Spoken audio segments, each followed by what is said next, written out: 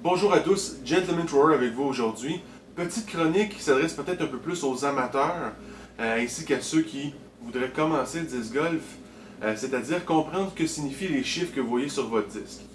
Les chiffres en tant que tels, vous avez évidemment le speed, le glide, le turn et le fade, et c'est ce que je vais vous expliquer brièvement aujourd'hui.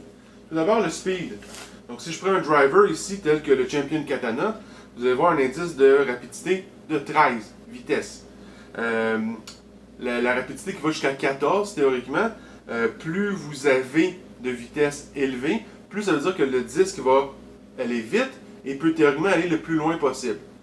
Par contre, pour les débutants, on recommande un disque avec un niveau de vitesse pas trop élevé parce que ça demande plus de pratique pour être capable de bien lancer un disque avec un niveau là, à 13 ou à 14 exemple. Par la suite, le glide. Le glide, c'est ce qui va permettre à votre disque de bien planer dans les airs. Donc, un glide peut aller jusqu'à 7. Lorsque vous allez avoir un glide moins élevé, ça va vous donner un tir qui va être plus précis, surtout dans les vents. Donc, quand il y a des grands vents, un glide trop élevé, c'est pas nécessairement pratique. Par contre, pour un débutant, rechercher un disque avec un niveau de glide quand même assez élevé, ça va vous aider à avoir des lancers qui vont être plus loin. Exemple avec le Katana, ici on parle d'un glide de 5, si je me rappelle bien.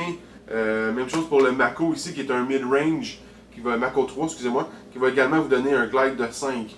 Donc il va rester plus facilement dans les airs, donc va vous permettre d'avoir une meilleure distance. Troisième chose, le turn. Le turn, vous allez voir, ça va de plus 1 à moins 5. Lorsque vous êtes débutant, vous cherchez un plus 1, un 0. C'est la tendance qu'a votre disque, si je le prends comme ça ici. Lorsque vous êtes évidemment droitier comme moi et que vous lancez de backhand, donc de la main arrière, c'est la tendance qu'a votre disque de tourner vers la droite comme ça, au début du vol. Donc à vitesse élevée. Lorsque vous voulez un tir qui va aller plus loin, évidemment vous cherchez un effet, moins cet effet-là. Cet effet-là va être intéressant lorsque vous voulez créer ce qu'on appelle un roller, c'est-à-dire un lancer qui va finir en roulant et qui va aller vers alentour de la cible finale. Lorsque vous êtes débutant, vous cherchez quelque chose avec moins de turn. Donc si vous voyez un plus 1 ou un 0, c'est vraiment quelque chose qui peut être pratique pour vous. Exemple, le Mako 3 ici a un turn de 0. Donc pratique pour un débutant, parce qu'il n'y aura pas l'effet de tourner vers la droite lorsqu'on va lancer le disque. La dernière chose, le fade. Le fade, c'est l'effet qu'il y a le disque à la fin de la course. Toujours pour quelqu'un qui lance de la main arrière avec le côté droit. Le disque va s'en aller vers la gauche. Il va faire une petite courbe vers la gauche. Encore une fois, plus l'indice est élevé, plus le disque va avoir tendance à courber vers la gauche. Ici, j'ai mon AVR, qui est mon putter de prédilection, qui a un fade de 1. Donc, il va avoir une petite courbe, mais ne fera pas là, comme un U, là. Vraiment pas. Si je prends un Katana, le Katana, avec un indice de 3, va avoir un peu plus tendance, justement, à courber vers la gauche, vers la fin, ce qui peut être hyper pratique lorsqu'on arrive vers un obstacle et qu'on doit, justement, le contourner. Dans les prochaines chroniques, comme je vous ai dit tantôt, on va regarder quels sont les disques que je conseille pour les débutants. Je devrais également avoir sous la main bientôt une nouveauté. Restez à l'affût, restez à l'écoute. Dès que j'ai ça, je le teste, je vous fais la chronique là-dessus.